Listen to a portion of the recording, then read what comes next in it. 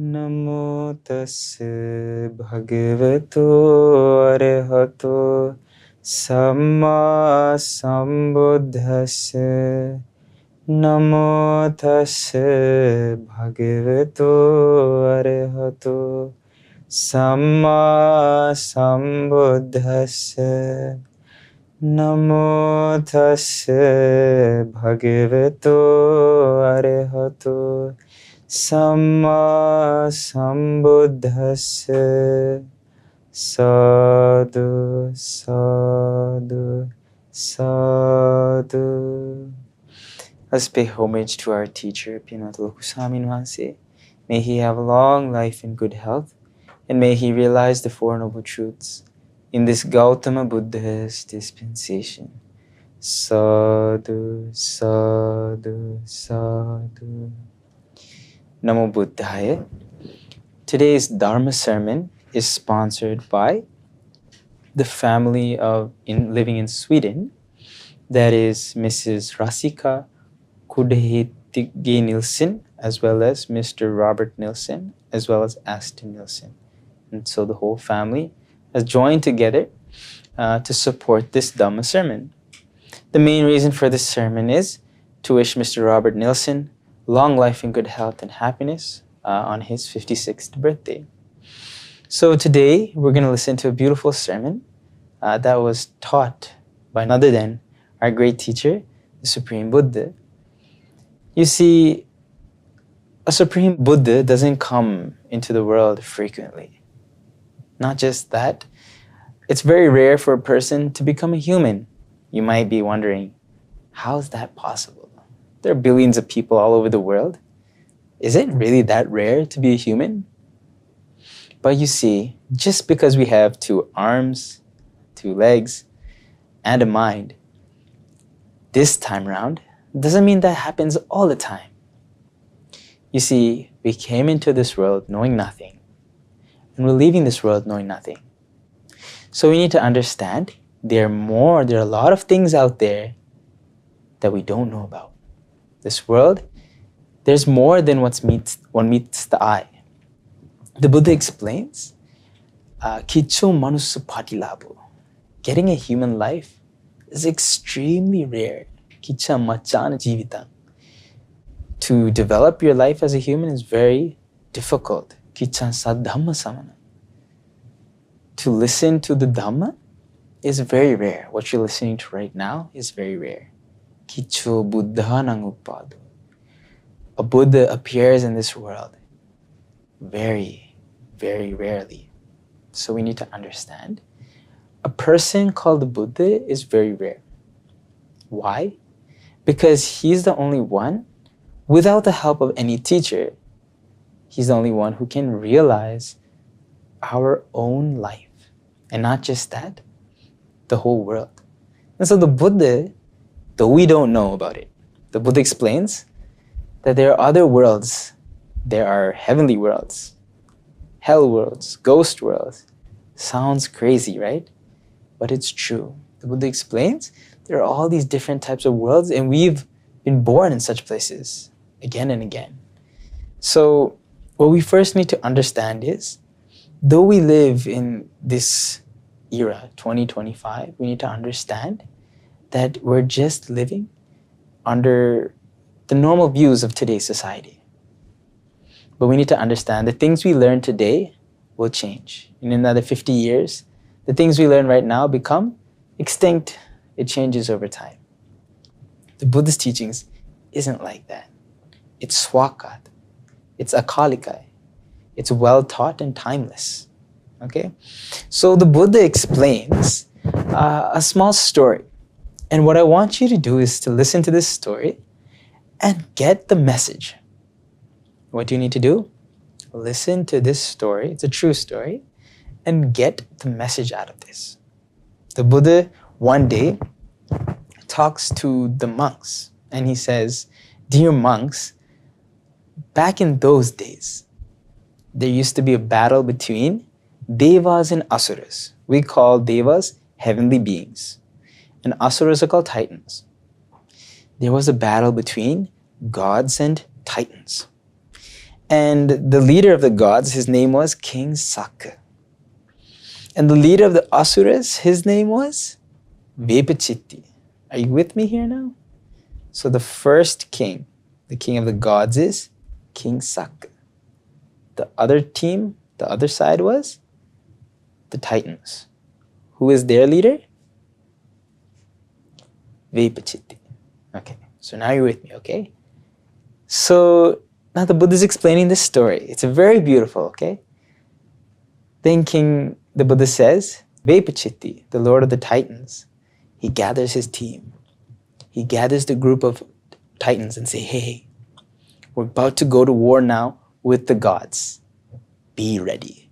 And when we defeat them, what I want you to do is to tie up King Sakka, tie up his hands, tie up his legs, and bring him to the city of the Titans.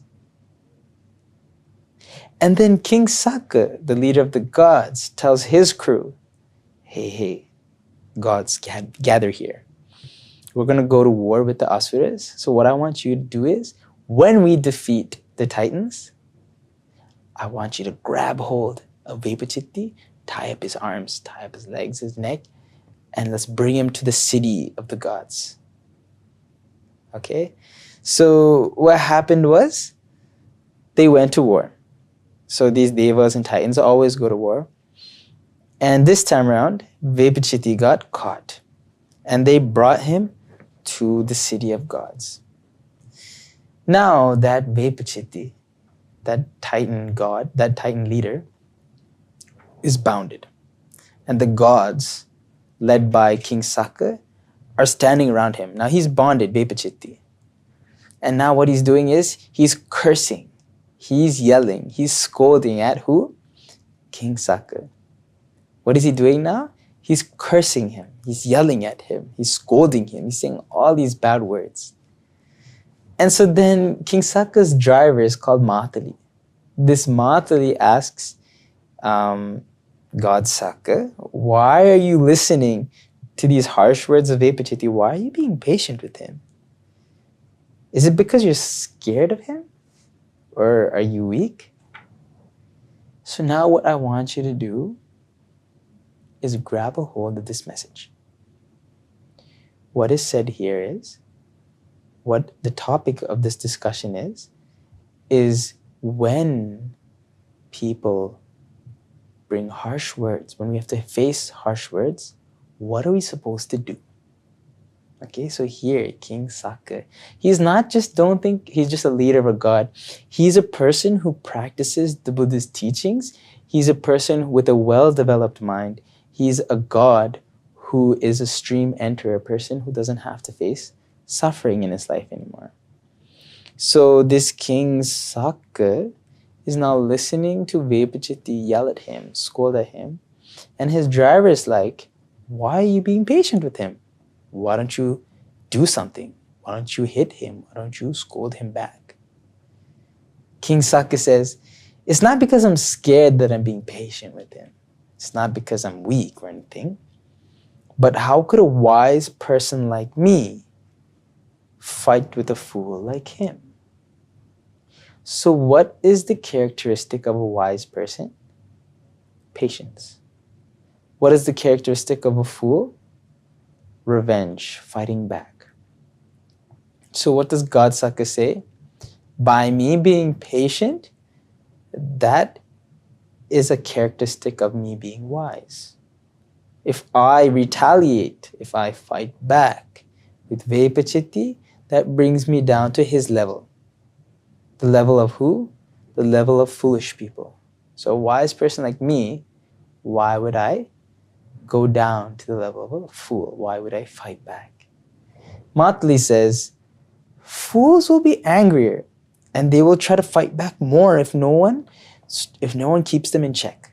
Meaning, if you don't bring him under your control, Vepachitti, then what will happen is he will just become more rowdier. He'll become more rough. That is why you need to give him punishment. That's how the wise man restrains the fool.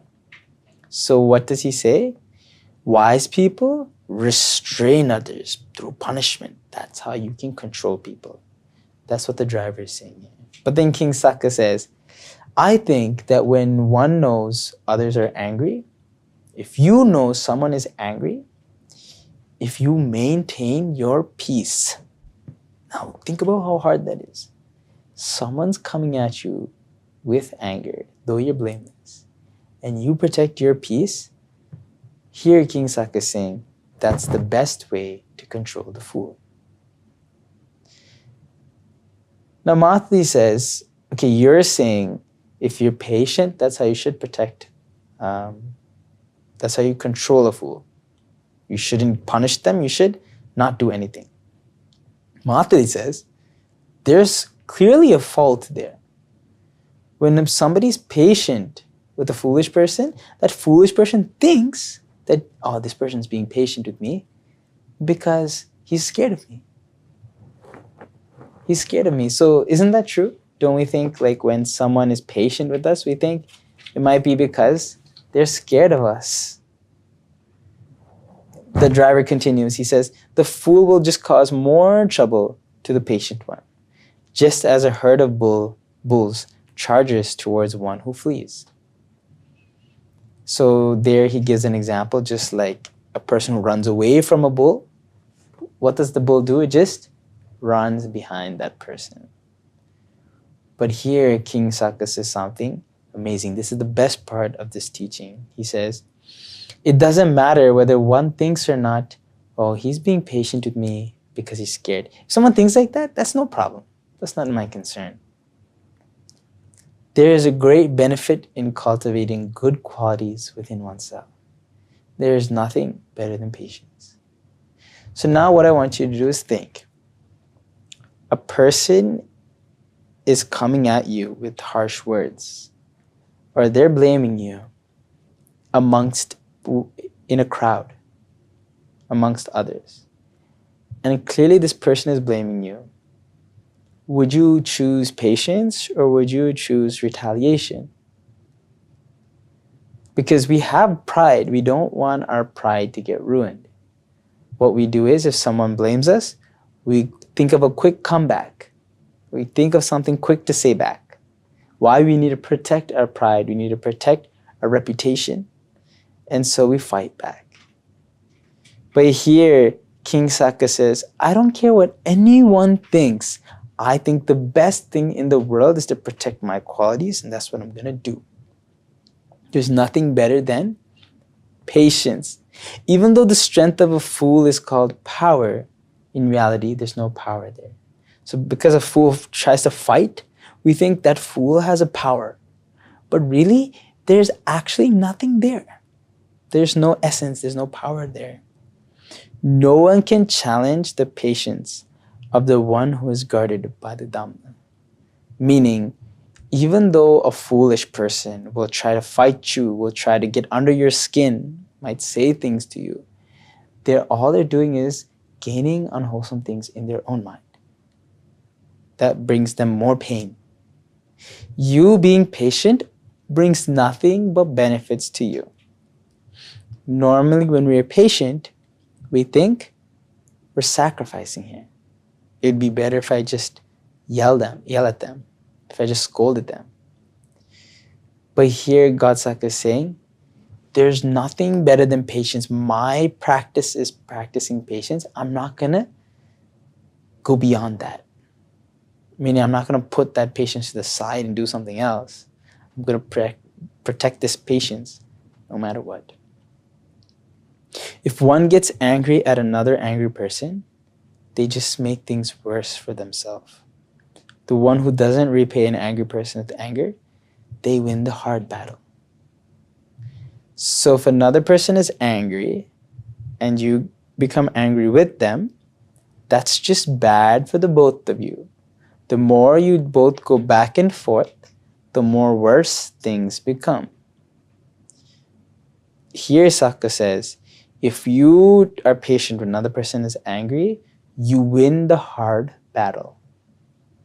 So here it's very clear there's a theme here. The theme is to always pick patience and to feel happy, to feel comfort in protecting your good qualities. Does that make sense? What we need to do is we need to relish, we need to become happy. Oh, I'm a person who protects good qualities. I'm a person who's patient. When you get that mentality, what happens is it becomes easier for you to be patient. Knowing that his enemy is angry, when one mindfully maintains their peace, it's good for them and it's good for us. Next, King Sakka says, when they act for the welfare of themselves and others, the people who are not skilled in the Dhamma consider the patient person a fool. In other words, the whole world will think the person who is patient is a complete fool. In other words, wherever you live in the world, if you are patient, chances are people will tell you, why are you being patient? You're a complete fool. Why are you being patient? Just fight back. Everyone will tell you that. What King Sakka is saying here is, no matter what anybody says, don't let go of your patience. No matter what anybody says, don't let go of your good qualities. There's another beautiful sutta, beautiful sermon by the Buddha called the Saleka Sutta, which means the training. The Buddha explains you should train, take this into your head and understand other people might kill beings. I'm not a person who kills beings. It doesn't matter if other people steal, I'm not a person who's going to steal. It doesn't matter if other people tell lies, I'm not a liar. It doesn't matter if other people deceive others or not for their business, for their development. I'm not a person who's going to deceive others. Others might be very cunning. People might trick others. I'm not going to trick others. The Buddha says you should train yourself like that. Do you understand what the Buddha is saying here? You need to have that mentality. Other people will do whatever they want. That doesn't matter to me. I'm not a person who gives up on good qualities. I'm a person, though it's hard, I'm a person who's going to protect and develop my good qualities. So here it's very clear, King Sakka says, he says at the very beginning, it doesn't matter when people think, oh, he's patient because he's scared. He might be a scaredy cat. It doesn't matter. No matter what anybody says, I know being patient is the best thing. So then the Buddha explains. So now the Buddha is explaining this story. King Sakka is telling the other gods to be patient. So monks, even Sakka, Lord of the gods, he experiences happiness because he's done good things in the past. He himself is teaching the other gods to be patient. So as monks, as people practicing the Buddha's teachings, how much more suitable would it be for you to also practice patience? Meaning, understand, you as lay people, as ordinary people, you're not going to be living as a human forever. We all know that. And we all know that nobody knows where we're going after death. But if we're a person who wishes to go to a good place, perhaps a heavenly place, understand a heavenly place is something like this. Now you know what a heavenly place is. King Sakka is what type of person? He's a person who promotes patience. We think a heavenly place is a place where people are just relaxed and just chilling, not doing much. But there's more to than that. It's also a group, a society of people, of beings who always talk praises about developing good qualities. In the Buddhist teachings, it explains that some gods discuss about the Buddhist teachings. And when they do that, from their body, they radiate different types of colors. Okay, so the Buddha's not guessing these things. The Buddha sees it with his own eyes, with his divine eye. So here we can understand that if you want to be a person, after that you want to become a person who's in such a place, you need to have those types of qualities. If you are a person who's not patient, how do you expect to be born in a heavenly place? If you're a person who promotes fighting back, how do you expect to be born in a heavenly place? So you see, only the asuras and other beings promote anger and retaliation. But for us, as followers of the Buddhist teachings, we need to understand in every single situation, it's better to be patient. Now, there will be instances where people might yell at you, or maybe your job, you might need to secure that, protect that. There might be instances where we need to step our foot down. So yes, maybe we can be clear with our words. We need things to get done. So we tell them, hey, we need to do things like this. We can be stern with our children. Maybe you need to be stern. That's fine. That's not anger. That is loving kindness. So for example, a mother or father might scold their child. That's not anger. Because if there was another child in that house, like let's say a kid from outside came into our house, parents wouldn't be patient with that child. They'd send that kid out. But a parent wouldn't send their own child out of the house because they have loving kindness. They're patient with that child's mistakes. Okay?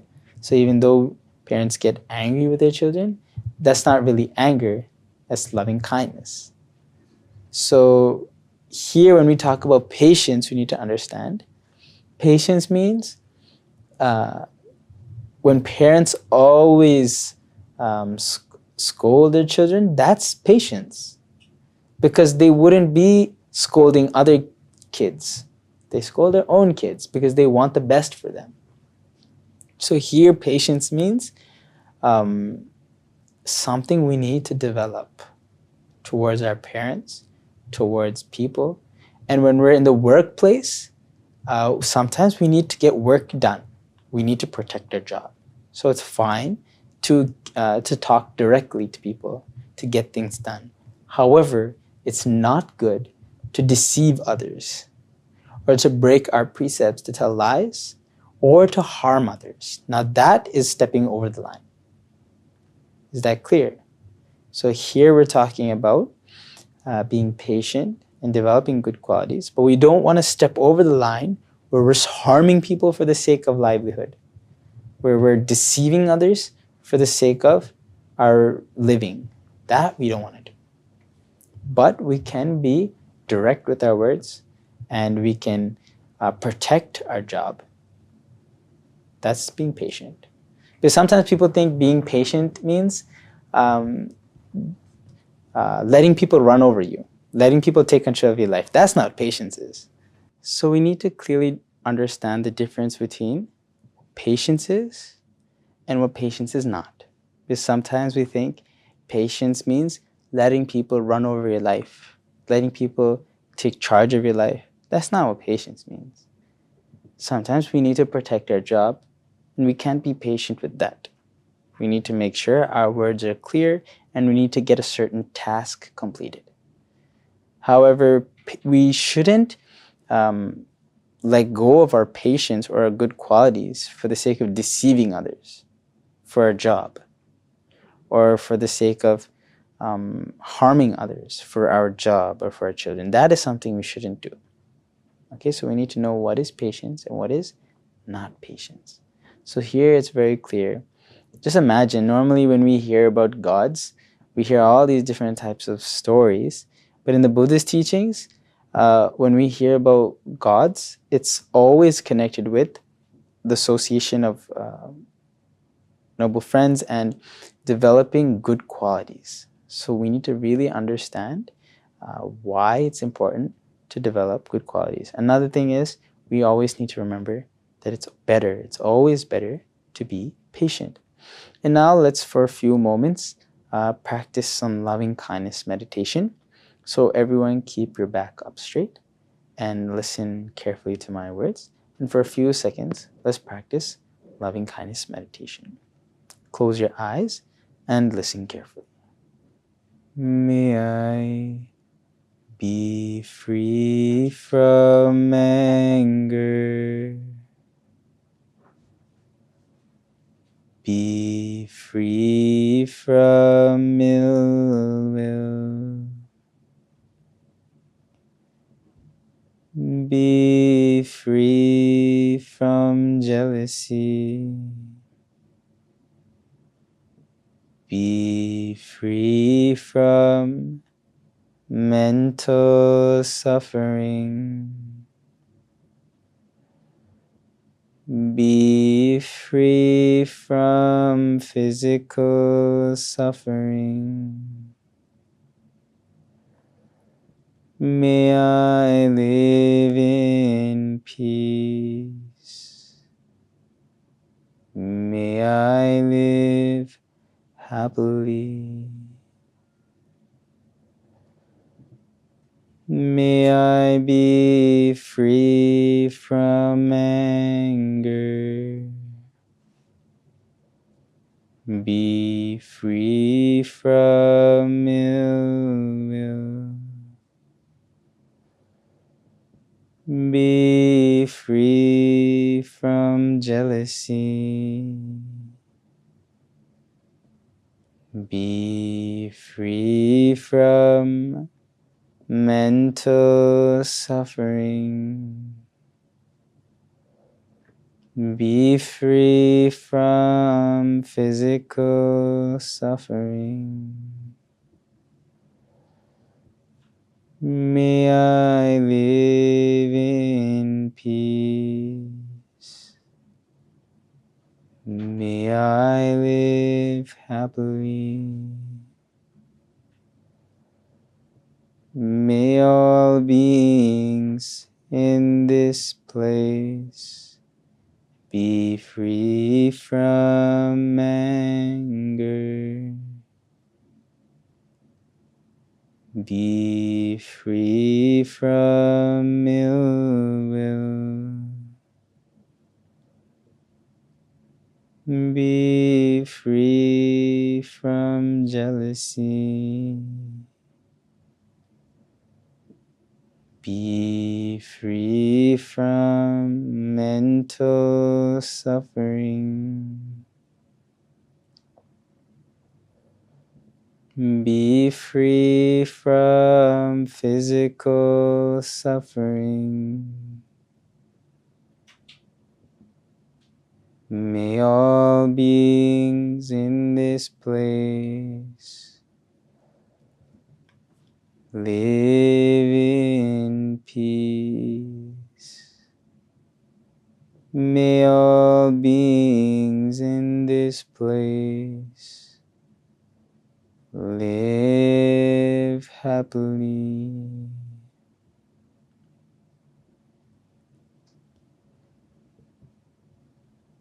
May all beings in this city be free from anger. Be free from ill will. Be free from jealousy. Be free from mental suffering. Be free from physical suffering. May all beings in this city live in peace. May all beings in this city live happily. May all beings in this province be free from anger, be free from ill will, be free from jealousy, be free from mental suffering, be free from physical suffering. May all beings in this city live in peace. May all beings in this city live happily. Now keep practicing loving kindness. If your mind has wandered, that's fine. Slowly just bring it back. And now we're going to share loving kindness to all beings in this province. So keep your eyes closed. And don't just think of humans. Don't just think of visible beings, but invisible beings. All beings, anywhere in this province, we share loving kindness. May all beings in this province be free from anger, be free from ill will, be free from jealousy, be free from mental suffering, be free from physical suffering. May all beings in this province live in peace. May all beings in this province live happily. May all beings in this country be free from anger, be free from ill will, be free from jealousy, be free from mental suffering, be free from physical suffering. May all beings in this country live in peace.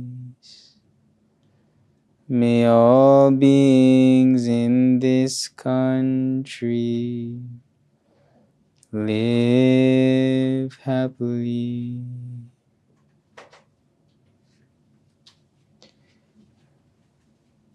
May all beings in this world be free from anger, be free from ill will, be free from jealousy, be free from mental suffering, Be free from physical suffering. May all beings in this world live in peace. May all beings in this world live happily. May all beings everywhere, whether living near or far, whether born or coming to birth, may all beings have happy minds. Above, below, and all around, unobstructed, let us share this loving kindness. Whether walking, standing, sitting, or lying down, or whenever awake, one should develop this loving kindness. As a mother would risk her own life to protect her only child, even so towards all living beings, let us share this loving kindness. May all beings be free from anger. Be free from ill will. Be free from jealousy. Be free from mental suffering. Be free from physical suffering. May all beings live in peace. May all beings live happily. May all beings live happily. May all beings live happily. May all beings live happily. May all beings live happily. May all beings live happily.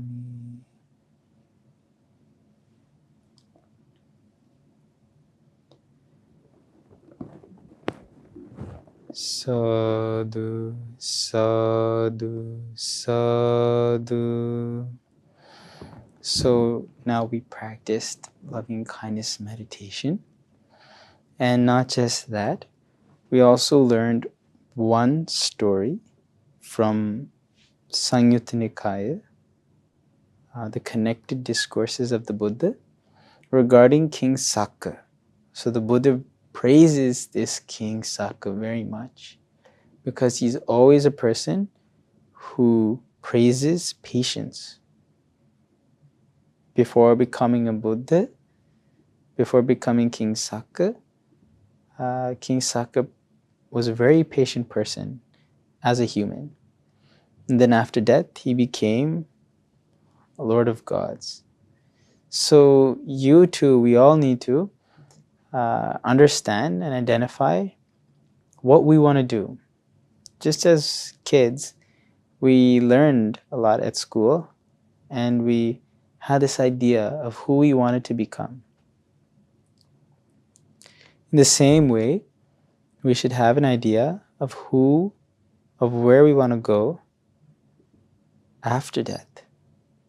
Because understand, this world, no one knows. No one can guarantee you a good spot after death.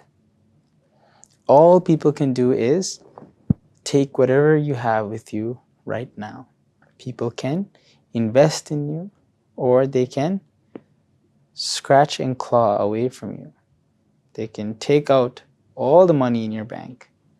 They can take away your children. They can take away anything.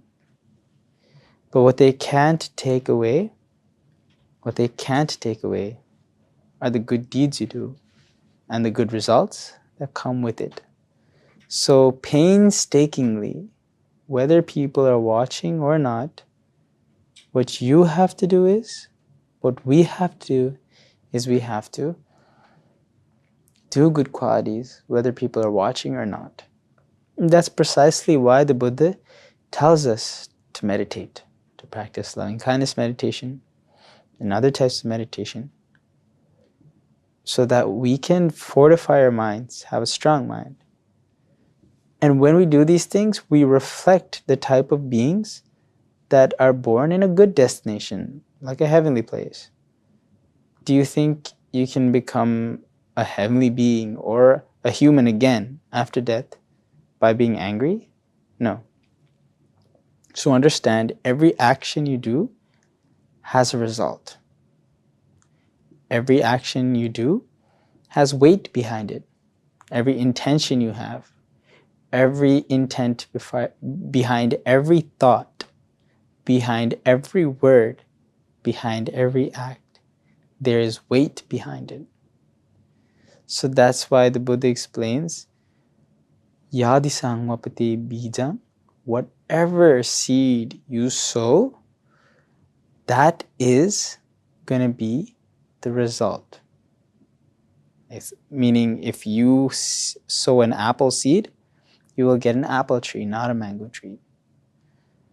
Kalyanakari, whenever you plant a good seed, kalyanam, you get a good result. But if you plant a bad seed, you get a bad result. So in the same way, you want to plant as many good seeds as possible before time runs out. Because once you die, let's say we pass away today, who's going to guarantee that you'll be in a safe place? How many children are born in the world who have no mother, no father? They have no one to protect them. That's just as humans. There are far more scarier places out there to be born. If we had no birth after death, then we wouldn't have any problem. We'd have nothing to think about. If anyone could guarantee us that there's no life after death, then we'd have nothing to worry about. But there is life after death. That's why we have so many things to worry about. There's so many things for us to do. So that's why we need to get all of those things done. So today, the Dhamma sermon was sponsored by the meritorious family from Sweden. That is Mrs. Rasika Kudehettige Nilsson, as well as Mr. Robert Nilsson and Aston Nilsson. And so the main reason for this sermon was to wish Mr. Robert Nilsson long life, good health, happiness, and welfare, and to always have the association of noble friends on his 56th birthday. By the power of this sermon, by the power of the merits collected today, we'd like to bless Mr. Robert Nilsson with long life, good health, beauty, and strength. By the power of all this merit, may Robert Nilsson, as well as his family and friends, realize the Four Noble Truths in this Gautama Buddha's dispensation. Sadhu, sadhu, sadhu. Let's first share all the merits we've collected today with all the heavenly beings. Let's share this merit with King Sakka and the four great kings, as well as all the devas, all the Brahmas, Katikara Brahmaraja and Sampati Brahmaraja, as well as all the Nagas. May they all have divine long life, divine long health, divine beauty, divine strength. And may these devas protect all those who listen to this Dhamma sermon today, as well as Mr. Robert Nilsson and his family and friends. May all the devas realize the Four Noble Truths in this Gautama Buddha's dispensation. Sadhu, sadhu, sadhu. And let's share all the merit we gather today to all the departed relatives of Mr. Robert Nilsson, as well as departed relatives of Mrs. Rasika, as well as Ashton Nilsson. May all the departed relatives, especially towards late father, Mr. Buddhadasa Kudahettige, Mahatma, who departed 10 years ago to this date. We'd like to share merits with that departed relative. May him as well as all the other departed relatives have good food, clothing, water, shelter, happiness. By the power of this merit, may they have the association of noble friends, and may they too escape this long journey of samsara in this Gautama Buddha's dispensation. Sadhu, sadhu, sadhu. And let's share all this merit towards Mr. Robert Nilsson's parents, Mr. Tore Nilsson and Mrs. Inger Nilsson, who are residing in Sweden and are currently of ill health. We'd also like to share merits with Mrs. Disna Ranjani Pereira. By the power of these merits, may all those who are suffering with ill health, may they have long life, good health, beauty, strength, and happiness, and may all their physical or mental illnesses go away. May they have mental comfort and physical comfort. By the power of this merit, may they too realize the Four Noble Truths in this Gautama Buddha's dispensation. Sadhu, sadhu, sadhu. And let's share all the merits towards all the monks, especially towards our teacher, Pinat Lokusami Mahanse, and all the monks and nuns practicing this Dhamma, as well as to all the trainees who are trying to practice the Dhamma. May they all realize the Four Noble Truths and escape suffering in this Gautama Buddha's dispensation. Sadhu, sadhu, sadhu. And let's share all this merit towards all the sponsors of this broadcasting and to those in their family, to their children, and to everyone who has helped them in their lifetime. May they all be able to realize the Four Noble Truths in this Gautama Buddha's dispensation. Sadhu, sadhu, sadhu. And let's share all this merit towards to the whole team at Shraddha Media Network and to the monthly donors and benefactors of Shraddha Media Network. May all these meritorious people have long life, good health, beauty, strength, and happiness, and may they realize the Four Noble Truths in this Gautama Buddha's dispensation. Sadhu, sadhu, sadhu. And let's share this merit towards Mr. Robert Nilsson, as well as Mrs. Rasika Kudahettige Aston Nilsson, as well as their family, friends, relatives, and anybody out there who listened to this sermon. May you all have long life, good health, beauty, strength, and happiness. May you always have protection from the Buddha, Dhamma, and Sangha. May you all realize the Four Noble Truths and escape suffering in this Gautama Buddha's dispensation. Sadhu, sadhu, sadhu. Namo Buddhaya. මෙවැනි වටිනා ධර්ම දේශනා ශ්‍රවණය කිරීමට ශ්‍රද්ධා daily YouTube චැනලය subscribe කරන්න.